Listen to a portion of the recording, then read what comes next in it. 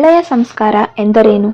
ಯಾವ ಲಕ್ಷಣಗಳು ಇದ್ದರೆ ನಾವು ಒಳ್ಳೆಯ ಸಂಸ್ಕಾರವನ್ನು ಹೊಂದಿರುತ್ತೇವೆ ಎಂದು ಈ ವಿಡಿಯೋದಲ್ಲಿ ತಿಳಿಸಿಕೊಡುತ್ತೇನೆ, ಬನ್ನಿ. ಸತತವಾಗಿ 2 ಅಥವಾ ಅದಕ್ಕೂ ಹೆಚ್ಚು ಬಾರಿ ಯಾರಿಗೂ ಕಾಲ್ ಮಾಡಬೇಡಿ. ಈ ಸಮಯದಲ್ಲಿ ಅವರು ನಿಮ್ಮ ಕರೆಯನ್ನು ಸ್ವೀಕರಿಸದಿದ್ದರೆ ಈ ಸಮಯದಲ್ಲಿ ಅವರಿಗೆ ಬೇರೆ ಕೆಲಸವಿದೆ ಎಂದು ಭಾವಿಸಿ. ನಿಮಗಿನ್ನೂ ಮದುವೆ ಆಗಿಲ್ಲವೇ? ಇನ್ನು ಮಕ್ಕಳಾಗಿಲ್ಲವೇ? ಈ ತರಹದ ವಿಚಿತ್ರ ಪ್ರಶ್ನೆಗಳನ್ನು ಎಂದಿಗೂ ಯಾರನ್ನೂ ಕೇಳಬೇಡಿ. ಹಾಗೆ ಕೇಳುವುದರಿಂದ ಅವರ ಮನಸ್ಸಿಗೆ ನೋವುಂಟಾಗುತ್ತದೆ.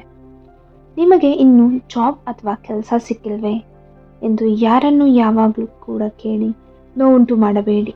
ಏಕೆಂದರೆ ಪ್ರತಿಯೊಂದು ವಿಚಾರ ಕೂಡ ಅವರು ನಮಗೆ ಹೇಳಬೇಕು ಎಂದು ನಿಯಮವಿಲ್ಲ. ಹಿರಿಯರು ಅಥವಾ ಕಿರಿಯರು ಯಾರೊಂದಿಗಾದರೂ ಕೂಡ ಒಳ್ಳೆಯವರಾಗಿ ವರ್ತಿಸಿ.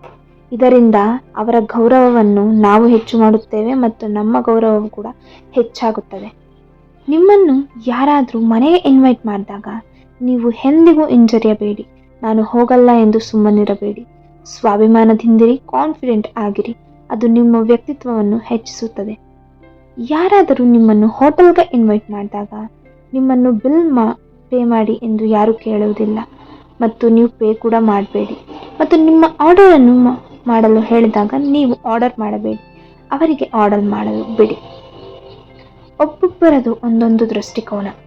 ಒಬ್ಬರಿಗೆ 6 ಎಂದು ಕಾಣಿಸಿದರೆ ಇನ್ನೊಬ್ಬರಿಗೆ ಅದು 9 ಎಂದು ಕಾಣಿಸುತ್ತದೆ. ಆದ್ದರಿಂದ ಬೇರೆಯವನನ್ನು ಮಾತನಾಡಲು ಬಿಡಿ. ಅವರ ಕಡೆಯಿಂದಲೂ ಕೂಡ ಆಲೋಚಿಸಿ ನಿರ್ಣಯ ತೆಗೆದುಕೊಳ್ಳಿ. ಇದರಿಂದ ತುಂಬ ಭಿನ್ನಾಭಿಪ್ರಾಯಗಳು ತೊಲಗಿ ಹೋಗುತ್ತವೆ. ನೀವು ಯಾರ ಮೇಲಾದರೂ ತಮಾಷೆ ಮಾಡಿದಾಗ ಅದರಿಂದ ಅವರಿಗೆ ಖುಷಿ ಆಗಿಲ್ಲವೆಂದರೆ ಗೊತ್ತಾದಾಗ ಕೂಡಲೇ ಅದನ್ನು ನಿಲ್ಲಿಸಿ. ಆ ತಮಾಷೆಯನ್ನು ಮುಂದುವರಿಸಬೇಡಿ. ಅವರಿಗೆ ತುಂಬ ಬೇಜಾರು ಅನ್ನಿಸುತ್ತದೆ. ಯಾರಾದರೂ ನಿಮಗೆ ಸಹಾಯ ಮಾಡಿದಾಗ ಧನ್ಯವಾದ ಹೇಳಿ. ಆ ಸಹಾಯ ದೊಡ್ಡದಾದರೂ ಅಥವಾ ಚಿಕ್ಕದಾದರೂ ಸರಿ, ಅದನ್ನು ನಿರ್ಲಕ್ಷಿಸಬೇಡಿ. ನಿಮಗೆ ಯಾರಾದರೂ ಕೆಟ್ಟದ್ದು ಮಾಡುತ್ತಿದ್ದಾರೆಂದು ನಿಮಗೆ ಗೊತ್ತಾದ ಕೂಡಲೇ ಅವರಿಂದ ದೂರವಿರಿ. ಆದಷ್ಟು ನಿಮಗೆ ಎಷ್ಟಾಗುತ್ತೋ ಅಷ್ಟು ದೂರ ಇರೋದಕ್ಕೆ ಪ್ರಯತ್ನ ಪಡಿ. ಇಲ್ಲದಿದ್ದರೆ ನಿಮ್ಮ ಜೀವನವೇ ನಷ್ಟ ಆಗಿಬಿಡುತ್ತೆ. ಯಾರಾದರೂ ಕಷ್ಟದಲ್ಲಿದ್ದಾಗ ಆದಷ್ಟು ಸಹಾಯ ಮಾಡಿ. ಅದು ಚಿಕ್ಕ ಸಹಾಯ ಆದರೂ ಪರವಾಗಿಲ್ಲ, ದೊಡ್ಡದಾದರೂ ಪರವಾಗಿಲ್ಲ, ಅದನ್ನು ಮಾಡಿ. ಯಾರೊಬ್ಬರ ವೆಯ್ಟ್ ಬಗ್ಗೆ ಕೂಡ ಕಮೆಂಟ್ ಮಾಡಬೇಡಿ. ಏಕೆಂದರೆ ಪ್ರತಿಯೊಬ್ಬರದು ಅವರ ವೆಯ್ಟ್ ಅವರಿಷ್ಟ. ಯಾರನ್ನೇ ಆಗಲಿ ನೀವು ಕಲ್ಲಡಿಮ್ ಆಗಿದ್ದೀರಾ, ಇನ್ನೂ ಬ್ರೈಟ್ ಆಗಿಲ್ವಾ, ಏಕೆ ಕಪ್ಪಿದ್ದೀರಾ, ಮೊನ್ನೆ ಎಲ್ಲ ಚೆನ್ನಾಗಿದ್ರಲ್ವ, ಈ ರೀತಿ ಎಂದೂ ಕೇಳಬೇಡಿ.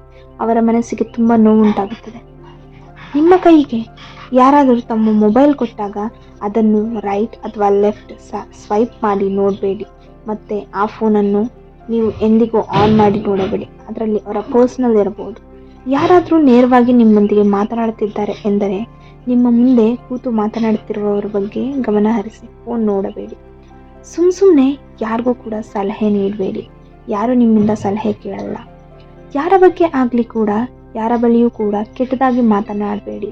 ಮತ್ತೊಂದು ದಿನ ನಿಮಗೆ ಆ ಪರಿಸ್ಥಿತಿ ಬರುತ್ತದೆ. ಯಾರನ್ನಾದರೂ ಬಹಳ ದಿನಗಳ ನಂತರ ಭೇಟಿ ಆದಾಗ ಅವರ ಆಸ್ತಿ ಅಂತಸ್ತು ಬಗ್ಗೆ ಕೇಳಬೇಡಿ. ಇದರಿಂದ ಅವರ ಮನಸ್ಸಿಗೆ ತುಂಬ ನೋವುಂಟಾಗುತ್ತದೆ. ಅವರು ಎಲ್ಲಿದ್ದಾರೆ, ಹೇಗಿದ್ದಾರೆ ಎಂದು ಮಾತ್ರ ಕೇಳಿ. ಆಗ ಅದರಿಂದ ಆಗುವ ದುಷ್ಪರಿಣಾಮ ಏನೂ ಇಲ್ಲ. ಸೊ ಈ ವಿಡಿಯೋ ನಿಮಗೆ ಇಷ್ಟ ಆಗಿದ್ದರೆ ಪ್ಲೀಸ್ ಲೈಕ್ ಮಾಡಿ, ಶೇರ್ ಮಾಡಿ, ಕಮೆಂಟ್ ಮಾಡಿ. ಇದೇ ರೀತಿ ವಿಡಿಯೋಗಳಿಗಾಗಿ ಸಬ್ಸ್ಕ್ರೈಬ್ ಮಾಡಿಕೊಳ್ಳಿ. Thank you for watching.